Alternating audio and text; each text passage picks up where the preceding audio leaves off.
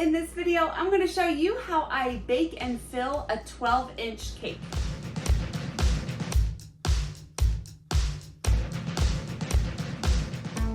Hi, it's Karolyn. Welcome back to my channel. I'm a professional cake decorator, and on this channel I share my tips and tricks and ways that I bake and decorate cakes to help you along your journey. So if you'd like to join me, hit the subscribe button and the bell so you can get notified whenever I release a new video. Who says that along with me? Do people know what I say? I say the same thing every time, but anyway, in this video I'm going to show you how to bake and fill a big cake. Big cakes require a different technique than making smaller cakes. Anything larger than 10 inches, I do this technique. And I just real quick, I want to thank you guys so much. I just surpassed 14,000 subscribers and 1 million views on YouTube. And I know I'm still a small channel. I don't really follow the numbers that much. It's more important for me to get information out there to be able to help you. But thank you so much for being so awesome, and I've learned so much from you guys, and I just love this little community that I'm building here, and I'm so grateful for each and every one of you. So I just wanted to put that out there. When I make cakes, my decorated cakes, if you watch my channel, you know that I use a doctored cake mix recipe, and that's what I'm going to show you in this video. I'm making just my basic vanilla or yellow cake mix using a yellow vanilla cake mix. Now, I sound like a broken record. I'm going to say this every time. I like Betty Crocker.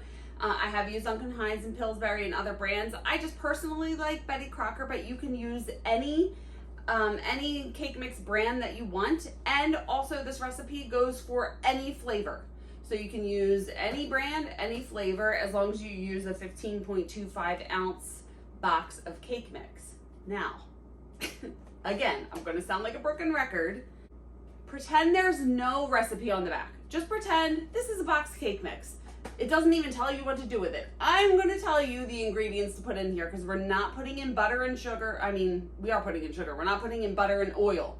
We replace those fats with other fats, and it becomes so moist. And I know people hate when I say moist. And the other day I was watching a video that I made and I said moist, but I said it's so creepy. I was like, it's so moist. And also something that you need to know in a video that I just recently posted, and I will link it below.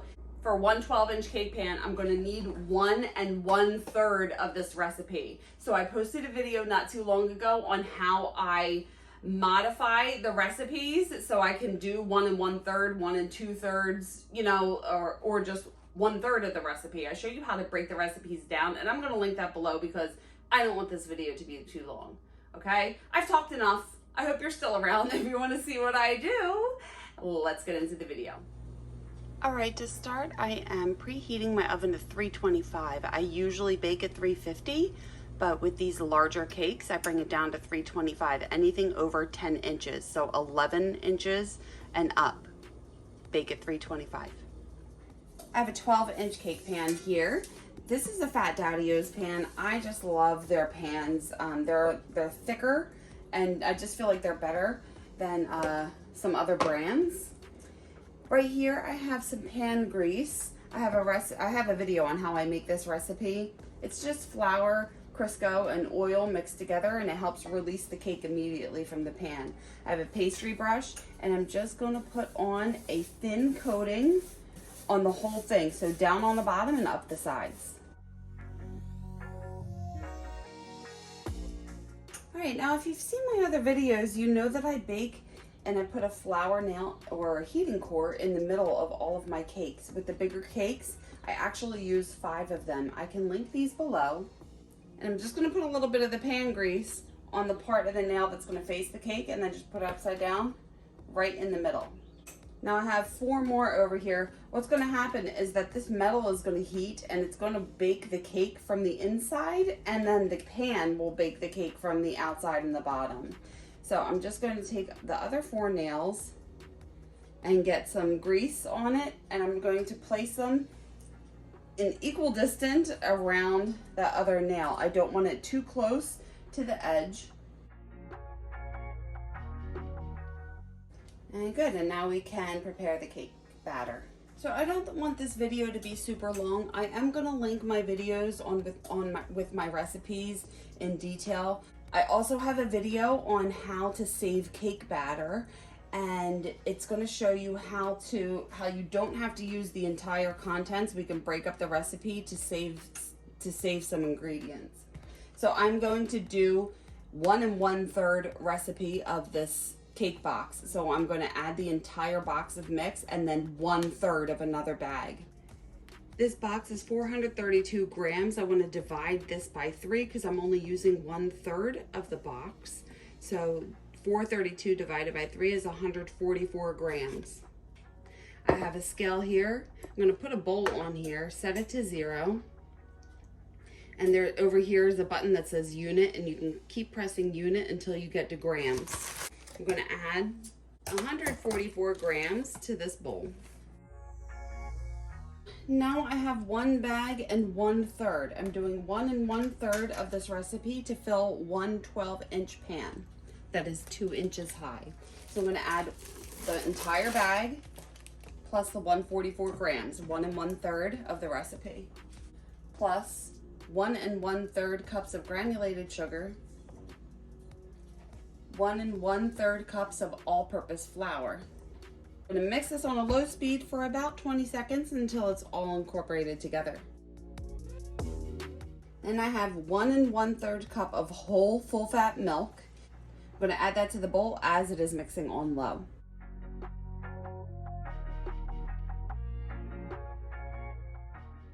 And just as soon as that comes together, I'm going to add 1 1/3 cup of full-fat sour cream. Since we are adding the whole milk and the sour cream, you do not need butter or oil in this recipe. And I'm going to mix that on low until that is just incorporated together. Now I have 4 large eggs. I'm going to add these one at a time. Do not just dump them all in there. Add them one at a time and mix it until you can't see any more yolk or white, and then add the other ones. And I'm going to mix that on low until these are all added into the batter.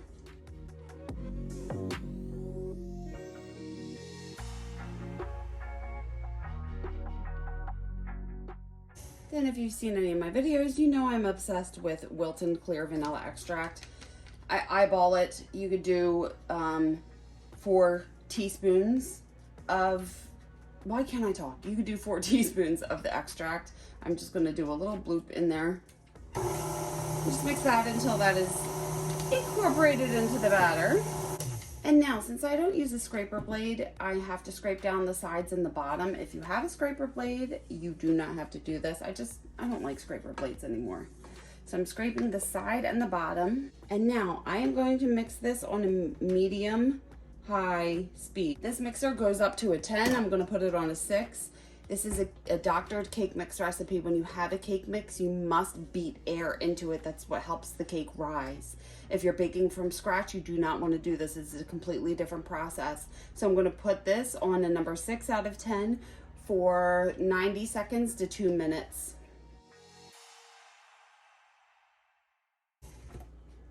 And look how beautiful this batter is. It's velvety smooth. It's so nice. It's going to give you such a good result. This entire 1 1/3 recipe is going to fit in this pan. So I'm going to pour it, the entire recipe in here. And now with cakes that are larger than 10 inches, I wrap the outside with a wet towel. So what I did, I have this towel here. I'll take it apart. This used to be an old kitchen towel that I cut into about 5-inch or 6-inch strips. So if I take it apart, you could see that it used to be a towel. So I cut these long strips here, fold them in half, and I just do that 2 times. You may need 3 depending on how big or how the circumference of your pan. It's early, I'm sorry, it's hard for me to talk right now. So what I do, I take 2 of the ends and overlap them a little bit and take a little clip and clip them together. And now I can wrap this around the edge. What I want to do, I want to wet this with cold water and then squeeze it out a little bit. I still want it to be really, really damp. Okay, I wet it, I squeezed it out. I didn't wring it out, I just squeezed it out just so the water isn't dripping from it. And I'm going to wrap this around the cake. So I don't have the open part facing up, I have the folded part facing up. Wrap it around the back, and where it meets in the front, just overlap it and pull it so it's tight and clip it in the front. I'm just gonna put this in the oven at 325 and I'm gonna check on it after an hour. I have my rack set on the middle rack. You can hear the towel sizzling on here. Stick it right in the middle, close it, and set the timer for an hour. All right, it's been an hour, so I just want to check on it. And it's still a little soft in the middle, I can tell. So I'm gonna put it back in for about another 9 minutes and then check. And now I'm just gonna let this cool right here for about 3 to 5 minutes, and I will wrap it up and freeze it. I have an 18-inch wide roll of plastic wrap here. I'm just gonna pull out a really long piece so I can wrap this up. This has been cooling for about 3 minutes. I like to tap the side on the table just to help release it from the pan. Flip it over. And now I want to remove all of the nails. And wrapping it up, making sure you're completely covering the cake with the plastic. No cake is going to be exposed. This cake is still warm. The plastic is not going to melt. It's going to shrink wrap around the cake. And freezing the cakes when it's still warm traps in all the moisture. It's going to make it taste so good. All right, I have my freezer, which is completely dedicated to my cakes. I'm making a bunch of these 12-inch cakes for a wedding for next weekend. So I line my shelves with cake box lids whenever I wrap up cakes. I cut the lids off and I wrap them up in plastic. I always save the lids. I just like to line the shelves with this. It just puts another protective layer. I don't know, you don't have to do that. Putting the cake in the fridge, I store it with the top part facing down because the top part is going to be cut off. So I want this part that I'm keeping to be as smooth and perfect as possible. So I'm just going to keep this wrapped in the fridge. Excuse me. I'm just going to keep this wrapped in the fridge overnight until I'm ready to use it. If you are going to freeze these for longer than, I would say, 2 or 3 days, you're going to want to double or triple wrap them. All right, I'm gonna fill these cakes today. What I did, I took them out of the freezer about 4 or 5 hours ago. Just leave them wrapped in the plastic wrap sitting on the countertop to let them completely thaw before we fill them. All right, now I'm ready to fill the cake. This has been sitting out for a couple hours. It's completely thawed, still wrapped in the plastic. And I'm just going to unwrap it. This countertop is clean. Flip it over, peel the plastic off. Save the plastic because we're gonna wrap the cake up with this plastic. Now this is just something I always do because my cakes bake over the pan a little bit. I just bake that way. It's just the way I do it. So what I like to do before I level it, I like to trim off this little lip that hangs over. It just makes it easier to trim. Just trust me on this one. This step is not necessary if your cakes bake below the top of the pan. So I'm just going to bring this over to the sink and just start to trim the edges off, going the whole way around. Now I have this leveling tool. This one is 12 inches wide, so when you level a 12-inch cake, it gets a little tight right in the middle. They have bigger ones. I don't like to use it. I have it, I just don't like to use it. There's little notches in here. So what you want to do is put it down on the countertop, squeeze it so this loosens up if you squeeze it, and then you can move this to whatever notch you want to do. I'm not torting this in 2 different layers. I'm just going to do 1 thick layer. So I'm going to put this on the second from the top notch, and I'm going to saw back and forth. Not this dramatically, but I'm holding it level. I like to remove, there's little rubber feet that come with it, but I just like to remove them. I find it's easier to operate this without those rubber feet. So I just get the wire underneath to start, and just saw back and forth. As I get to the center, it gets a little tight, just because this is 12 inches wide, and then make your way to the other side. This is why I do this near the sink. Just pull this off and toss that. Don't yell at me because I throw this away. You can save it for cake pops. I don't have the time to do anything with it. So now typically I make 4 layers in one cake, but this is a wedding cake that is just going to be stored in the back and cut. It's not even going to be displayed. So I'm just doing 2 layers. You can tort this if you want to bring this down to the second notch from the bottom and cut this in half. Then you'll have 4 thinner layers in your cake. You can absolutely do that. I'm just not doing that for this one. And then I like to come back to the sink and cut off any excess brown that's sticking off. This might be a little extra, but this is just the way that I do it.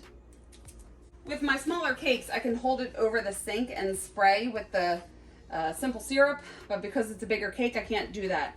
Simple syrup is a 1-to-1 solution of water and sugar. So I take 1 cup of water, 1 cup of sugar, 2 cups of water, 2 cups of sugar. You know, you make it equal, put it in a pot, stir it, bring it to a boil, add a little bit of vanilla, and as soon as it comes to a boil, turn it off, take it off the burner and let it cool. And that's your simple syrup solution. Pour it in a spray bottle, and I'm just going to spray this. This will just help keep the cake moist. I'm going to use this paper towel to prevent any overspray from going all over the place, and hopefully my arm won't get in the way. So I'm just lightly spraying all the way around and in the middle. Now I have a turntable. It's a lot easier to do this on a turntable. I can link this below, and I also put a piece of non-skid pad on top. The non-skid pad is going to help prevent the cake board from sliding around. I have a 14-inch cake board. Usually if I was making a 12-inch cake that was going to be part of like the bottom tier of a cake, I would put it on a 16-inch board. Since this is just like a cake that is going to be cut and served in the back, I just have it on a 14-inch board. I have a video on how I make these boards, and I can link that in the description below. So I'm putting this on top of the turntable, and see, when the non-skid pad is on top, it's not going to move around because you have that piece underneath it. I have some strawberry buttercream filling. I also have a video on how I make this. I will link this below. So if you want a vanilla cake with strawberry buttercream filling, I'm going to take a little bit of buttercream and adhere it to the bottom just so the cake won't slide around. Lift the cake up and put the flat side down and the cut side faces up. Now, I also find that if you tort these bigger cakes, so if I cut this in half, it's a little bit more difficult to handle because the layers are really big and they're fragile and they can fall apart easier. So I find that if I make a 12-inch cake, it's easier to keep it in these thicker layers. And now I'm just going to take some of the icing and start to fill this. And then I just like to spread it around the cake towards all the way to the ends. Now, a lot of people pipe an icing dam around the perimeter. I don't do that. I find that with my technique, it's not necessary to do. But you absolutely can pipe a stiffened buttercream dam around the edge if that's what you do. So this icing is about 1/4 of an inch thick, which is a good ratio to the thickness of the cake. And now I'm going to set this aside and just do the same thing for the other layer.